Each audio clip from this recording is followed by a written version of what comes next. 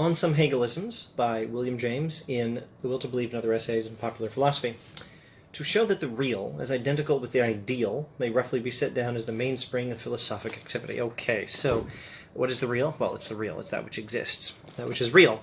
What is the ideal? It's not that which is perfect. That's not the relevant sense of the word ideal here. Think of the word idealism in metaphysics, if you have any familiarity with it. Or if you're familiar with the term Hegelian idealism, think of ideal in that sense.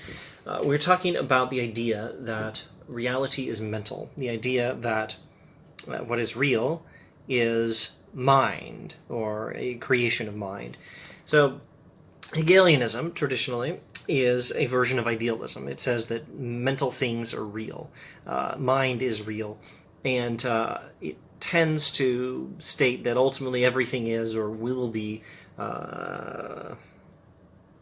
mind. Ultimately, all reality is or is going to be mind. So, to show that the real is identical with the ideal in this sense, with the mental, to show that all reality is mental, may roughly be set down as the mainspring of philosophic activity. It's a central and important goal of a lot of philosophical activity. Okay.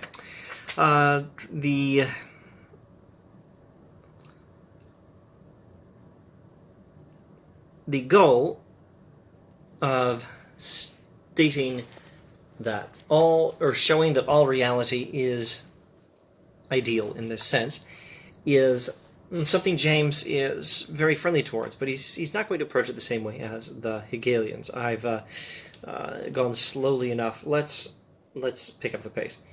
Much of the real seems, at the first blush, to follow a different law. The parts seem, as Hegel has said, to be shot out of a pistol at us.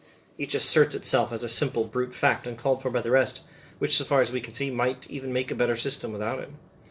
Arbitrary, foreign, jolting, discontinuous are the adjectives by which we are tempted to describe it.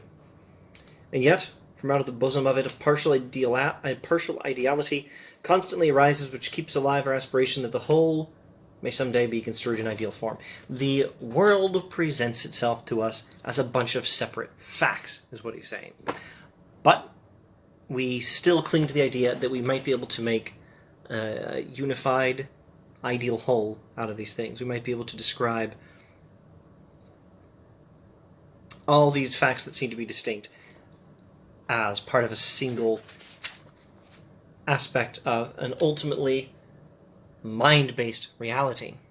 Did I say single aspect of mind-based reality? Let's try seemingly distinct but ultimately unified aspects of a single mind-based reality. Underlying their worst disjointedness are three great continua in which for each of us reason's ideal is actually reached.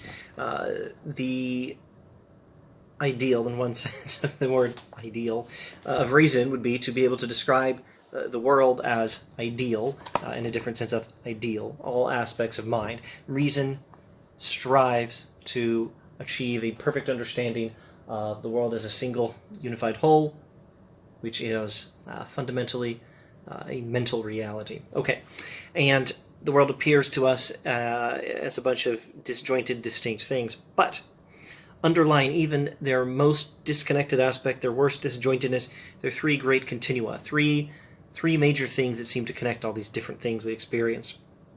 I mean the continua of memory or personal consciousness, of time and of space. A one-word summary of memory and personal consciousness is ego. Mental consciousness, memory and personal consciousness seems to unite all the different things we perceive. Let's just try to make this concrete.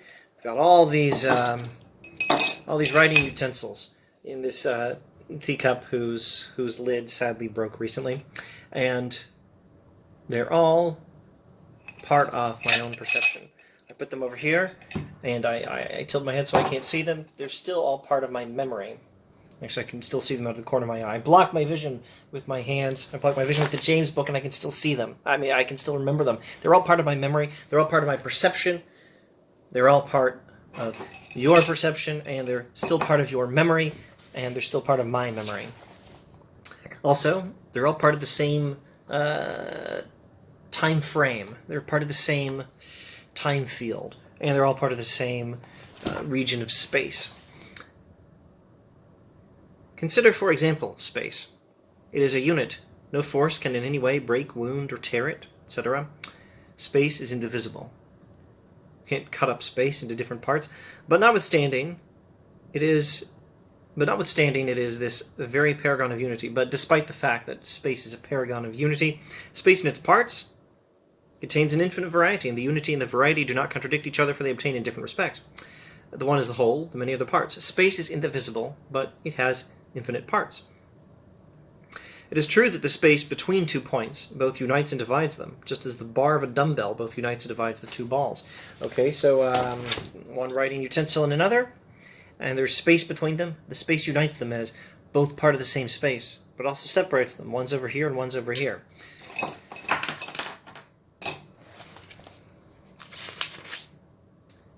The same may be said of the ego and of time. And skipping a few pages, why may not the world be a sort of republican banquet of this sort, where all the qualities of being respect one another's personal sacredness, yet sit at the common table of space and time? To me, this view seems deeply probable. Okay, so all of this is just part of the introduction to On Some Hegelisms by James. Let me see if I can summarize it. As I think I said in the previous video, the idea here is to draw some insights from the Hegelianism that is very prominent in American and British philosophy in the day of William James, late 1800s. The idea is to draw some insights from this Hegelianism, this philosophy inspired by the German philosopher Hegel, Georg Hegel.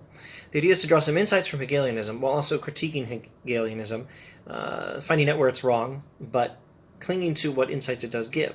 And above all, the insights it gives tell us that things are connected, and also that things have something to do with mind. James is very interested in an ideal conception of the universe, an idea of the world as ultimately mental, an idea of the world as something that can be described under the category of mind. But he's also interested in a world that is as it appears to be. Let me phrase that differently. He's interested in an account of the world that can describe everything as connected to mind, but also an account of the world that recognizes the insights of experience, which tells us in as good a two-sentence summary as I think I'm capable of giving you what I told you in the previous video.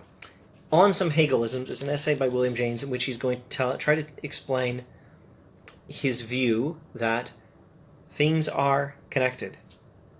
Things are not the same. This is the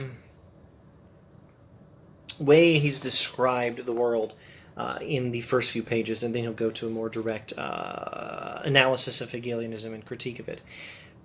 The existence of all these different writing utensils in the same space, their existence within the same field of time, and their existence within your consciousness and my consciousness seem to unite them. But they're still different things. Things appear to be connected, but distinct.